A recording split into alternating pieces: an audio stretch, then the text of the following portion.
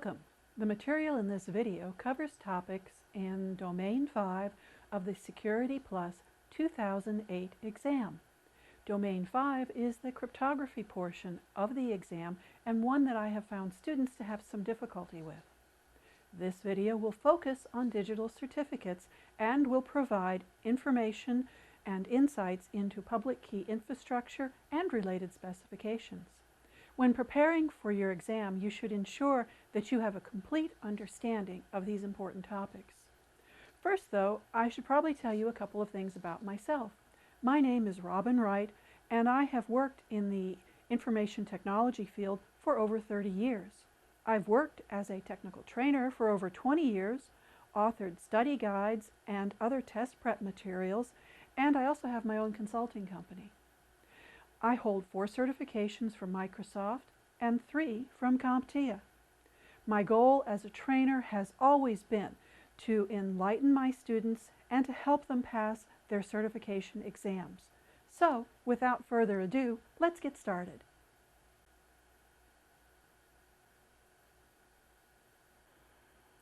A digital certificate is a multi-purpose document developed primarily for use over the Internet. It's used for either identification and/or encryption. So let's look at these 2 primary purposes of digital certificates. First, identification. Certificates are used to verify the sender of some information, verify the server you are connecting to, or even verify the users that are connecting to your server. Second, encryption.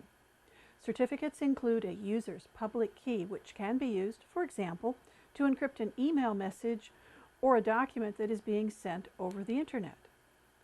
Certificates also play an important role in secure web transactions. Let's take a closer look at how such a transaction works. So, let's say you're at home and connect to your bank over the Internet to check your account balance and maybe pay some bills. You start by using your web browser to connect to your bank secured site.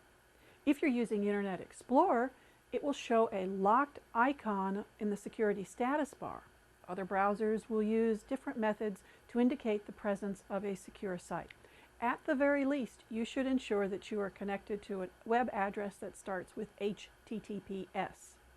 At this point, a digital certificate is sent from the web server at your bank to your browser.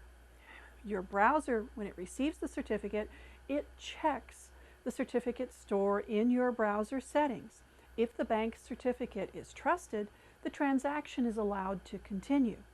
If this is the first time you've connected to this site, then a copy of the bank's digital certificate is stored in your browser's certificate cache for future use and to improve connection times. Now, to verify your identity with the bank, you'll probably need to respond to a couple of questions and of course put in your password so that you are now logged into the account. In the background, what has happened is a secure session has been built between your computer and the bank's computer. What's happening is your web browser does this for you by creating a unique one-time session key. Your browser uses the bank's public key on its certificate to encrypt the session key so that only your bank's web server can read the transactions that are sent from your browser.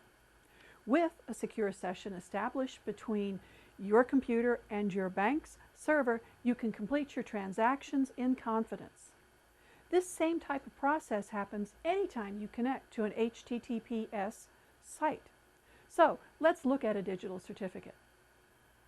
There are many types of digital certificates, but generally they contain the following items: the certificate holder's public key, information about the individual, computer, or organization to which the certificate was issued, information about the certificate authority, abbreviated CA, or organization that issued the certificate, including the certificate authority's digital signature, the date that the certificate was issued and its expiration date, and the most important part of any certificate, its serial number. Here's an actual certificate that I pulled from my Firefox certificate store that belongs to VeriSign. Notice it includes the name of the organization that it was issued to and by, an issue date and expiration date, along with that important serial number. Now, you can't see the public key here, but trust me, it's there. Now, I've been talking about public keys, and there are some important things that you need to know for the certification exam regarding these types of keys. First, there are two basic types of cryptography, symmetric and asymmetric. Symmetric cryptography uses shared private keys, which in my opinion is not very secure because everybody knows the secret key. Asymmetric cryptography, on the other hand, uses public-private key pairs. Each user has their own private key that they keep and a public key that they can share with anyone that they want to exchange encrypted data with. This is an important concept to remember for the exam. In asymmetric cryptography, the key used to encrypt a message is not the same key that is used to decrypt the message. Let's look at an example to help you understand this. Say you want to send an encrypted email message to some other person. We'll call him Bob. You start by sending Bob your digital certificate with your public key, and Bob sends you his digital certificate with his public key. When you send a message to Bob, you use his public key to encrypt the message, and then he uses his private key to decrypt the message. When Bob responds and sends you a message, he's going to use your public key to encrypt that message, and then you're going to use your private key to decrypt it. The public key is always used for encryption only.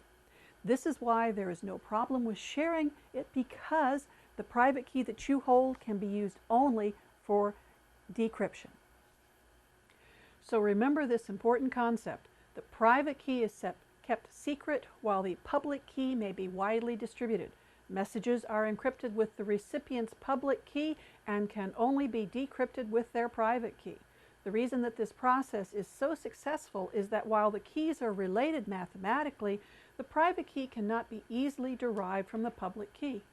However, given enough time, money, and processing power, any key can be broken. Here are the basics that you need to know for the certification exam regarding public key infrastructure, or PKI. PKI is a hierarchical system composed of one or more specialized servers that generate and manage digital certificates. A registration authority accepts requests for certificates and provides registration and authentication services.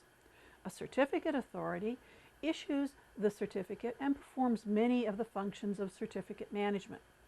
Let's take a closer look at certificate authorities. The CA is the trusted authority that certifies individuals' identities and creates electronic documents that verify individuals and organizations are who they say they are. This electronic document is a digital certificate, and it includes the public key for that individual, computer, or organization. A private key is paired with a public key, however. The private key is stored separately. Generally, a user's private key is stored on their own computer. However, some organizations may store a backup of important keys. So essentially, a CA is a hierarchical system composed of software, hardware, procedures, policies, administrators who validate requests and generate certificates. Oh, here's an important concept to remember for the exam. A root CA, at the very top of this hierarchical structure, must certify its own public key pair. This ends part 1 of Understanding Digital Certificates. Please see part 2 to continue this video lesson.